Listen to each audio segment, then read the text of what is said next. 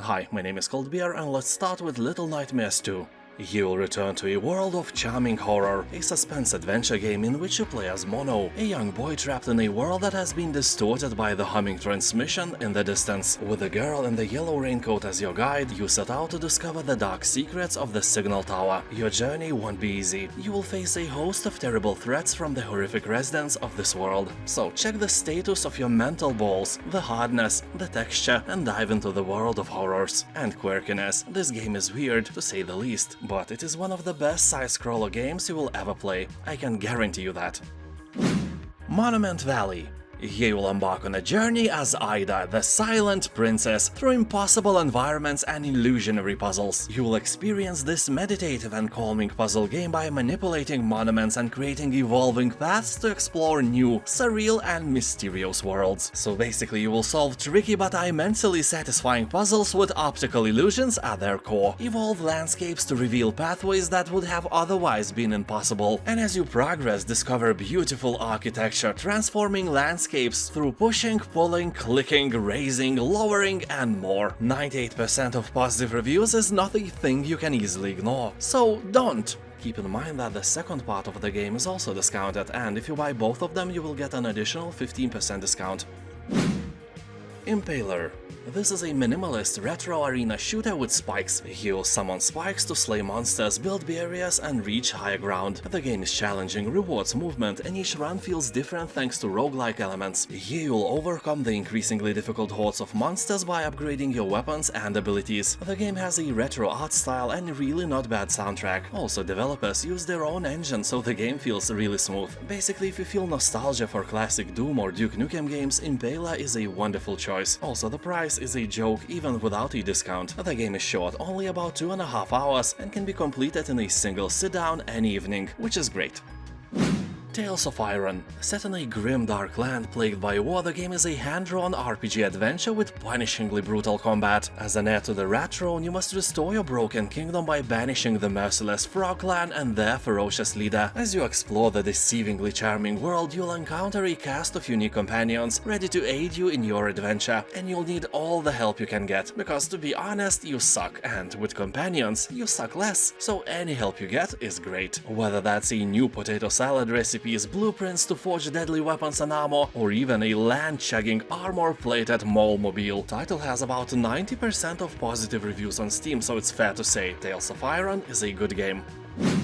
Amnesia: The Dark Descent. This is a first-person survival horror game about immersion, discovery and living through a nightmare, an experience that will chill you to the very core. You wake up without much memories and stumble through a narrow corridors as the distant cry is heard. It is getting closer, and you somehow are pretty much sure that there are no actual babies in this castle. You don't know what will you encounter here, but the fact is that the castle is huge and you are not alone. And you have no weapon, you can only hide in the darkness. Funny thing is that the darkness makes you mad, and the light attracts nightmares. This is an absolute lose-lose situation. So in general, if you ever wanted to be an actual protagonist in any Lovecraftian story, Amnesia will do everything it can to make you actually feel the dread. It will make your palms sweaty and the hair on your back will stand up. The game endorses the Lovecraftian trope of madness as you travel deeper and deeper down the cellars and dungeons of an ancient castle. What will you find deep down below? Nothing very nice, I promise. The game is an absolute gem with overwhelmingly positive reviews on Steam. Pilgrims.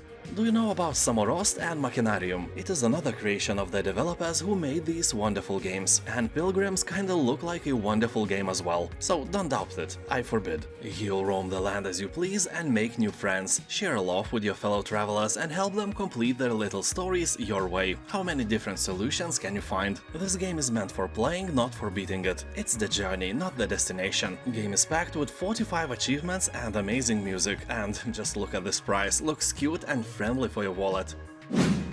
Unrailed. This is a chaotic railroad construction game where you work alone or way better together with your friends as a team to build a train track across endless procedurally generated worlds. You will master encounters with its inhabitants, upgrade your train and keep it from derailing. That is easier to say than to do, believe me. Chaos will overwhelm you and your bodies more than once. The game is not as dramatic as Overcooked games, for example, but you can for sure understand what will happen if you fail to communicate. This game has pretty good AI as well, so if your friends are dead, or if you are dead to them, then playing this game with the help of friendly AI will be fun as well.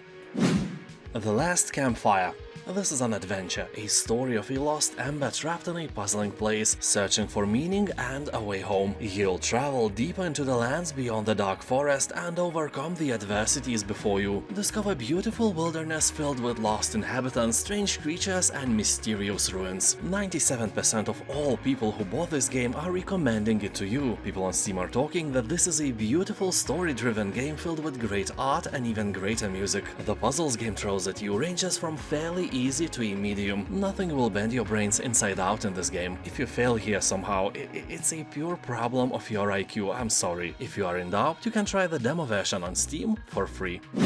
So to spice up your curiosity, I will tell you that here you can kill with your thoughts. That should really grab your attention. If it grabs somewhere else, call the police. Inkulinati is an ink-based strategy game straight from medieval manuscripts, where a thought can be deadlier than a sword. You will take your turn in Inkulinati duels filled with unexpected tactical depth and humor. Yeah, fart humor, very funny, haha. Shut up, that is always funny. You'll embark on an ever-changing journey, build your own bestiary, defeat medieval superstars and collect perks to unleash special powers. And now it's the time when you must subscribe. It's the law, I have nothing to do with that. The penalty of not subscribing to my channel is a ban from Boombastic after you die. It's terrible, I know, so I guess you have to subscribe. Warhammer 40k Inquisitor Martyr. You'll become a mighty Inquisitor and carry out the Emperor's will. Choose one of the multiple classes and take part in brutal combat encounters. Embark on a huge variety of missions with your fellow agents and fight through a single-player story campaign. It is set in a haunted fortress monastery which hides a terrible secret from the past of the Inquisition. Yeah, they probably have put pineapple into potato salad. In general, this is a very nice game, but keep in mind that it is best played with a gamepad, because playing with keyboard and mouse is really not as comfortable. Although some people could argue about that, because there are many gamers in both gamepad and keyboard camps. Although let's be fair, gamepad camp is way bigger, and the gameplay, the main thing of every game, is highly addictive. It will burn tens or even hundreds of your hours, even quicker than alcohol does. People on Steam are saying that this game is a no-brainer for those who like Diablo. It's basically the same, just in Warhammer universe. Complete collection includes Inquisitor Martyr and Inquisitor Prophecy games. On top of that, you will get around 20 DLCs as well. The official discount is more than €100,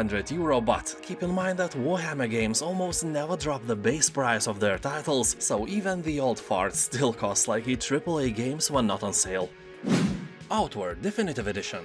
This is an open-world survival game with Souls-like combat mechanics. In this edition you will find both DLCs, new weapons, dungeons and also several life quality improvements. The game has only a mostly positive review score on Steam, but it doesn't do the justice. Most people who are giving a dislike spend 40 to 60 hours in-game, and that honestly looks like some kind of masochism. Anyway, Outward is like Skyrim and Dark Souls had a weird hybrid baby, and instead of abortion, this time they decided to keep it. If you like both games, why not? Outward has some problems, but in general it is a nice game.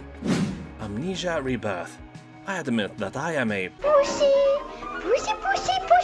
and I have never played the game. I watched Markiplier playing it and it was quite a fun experience. It has all the creepy vibes previous Amnesia games had, but it is a bit less scary. I was expecting, you know, the level of horror we all felt in the first Amnesia: The Dark Descent, but Rebirth is only about 30% of that. The good thing is that if you are like me, you can probably play the game without having a heart attack. But the bad thing, at least for me, was that this time you are a pregnant woman. That sounds kinda sexistic, but let me explain, it's actually not. I just can't immerse myself in the role of a pregnant woman. I lack empathy, and if you are a man, there is a big chance that you can't do that as well. You know, I don't care about her baby, so that creepiness level is way lower for men who are playing the game and probably way higher for female players, especially pregnant ones, although I really doubt that they are the target audience though. As someone in the comments said, that Rebirth is the true definition of not great or terrible.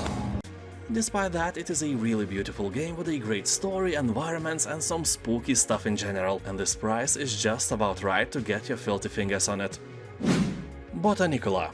This is a humor-filled adventure game created by the makers of super famous Machinarium and SOMA series. You will control 5 friends, little tree creatures, set out on a journey to save the last seed from their home tree, which was infested by evil parasites. This is a relaxed game perfect for hardcore gamers, their partners, parents, families, and old shady ladies with one eye. Don't ask me why, instead go and explore more than 150 detailed locations, watch funny animations, and find incredible amounts of hidden bonuses. You'll not find any text or boring dialogues. The game is really suitable for everyone. Players on Steam are saying that Botanicula is a trippy little game that is relaxing and hilarious at the same time. Definitely a hidden gem, and overwhelmingly positive review score can confirm that with ease.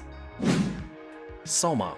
You will explore an abandoned underwater facility in the bottom of the ocean. You don't know what happened here, where everybody is, and what is your purpose. Pass the butter. Although soon enough you will find out that you are not alone here. You will walk through creepy corridors, experience weird paranormal events, and all the time feel the hundreds of meters of water above you. And not everybody you'll meet on this journey will be willing to give you a direction or two. Most of the inhabitants will be willing to make a potato salad out of you instead, so be careful. If you played any Amnesia game, be aware that SOMA's gameplay is basically the same, just set in absolutely different place. SOMA has a great story, cool ending, and is a masterpiece in general. Orcs Must Die 3.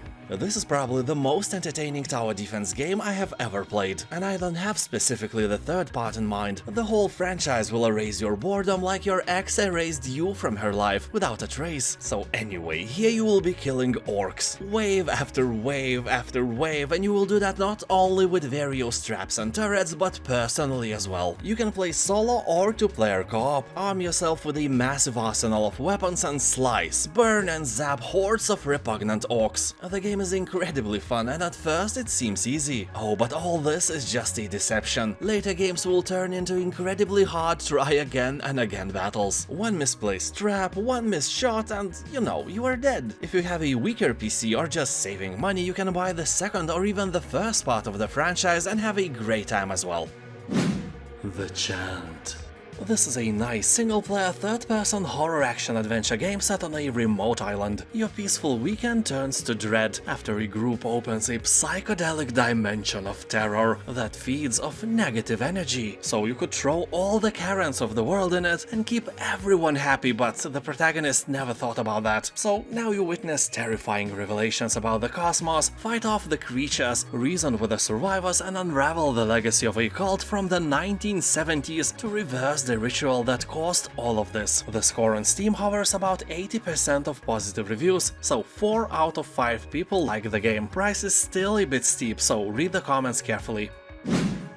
Inside and Limbo bundle. What a great deal this is! 2 legendary horror-themed platformers for this price is a must-have. Even if you are not into platformers, these games are like a gateway drug into this beautiful world. If you played Little Nightmares, I would say that Limbo and Inside are members of the same genre, or more likely a subgenre. Creepy but beautiful world, strange creatures, and death on every corner. Games are really hard. I can't even remember how many times I died in Limbo, for example, but it didn't bother me when I played. You respawn in a nearby place and can instantly fail again. If you are in doubt, keep in mind that both of these games have a demo version available to try for free, so you won't be risking anything. Although I must warn you, if you don't like puzzles, avoid these games, because you will need to use your brain more than once here, so make sure you have one. Thank you for watching, have a nice day. And I'll see you next time, bye.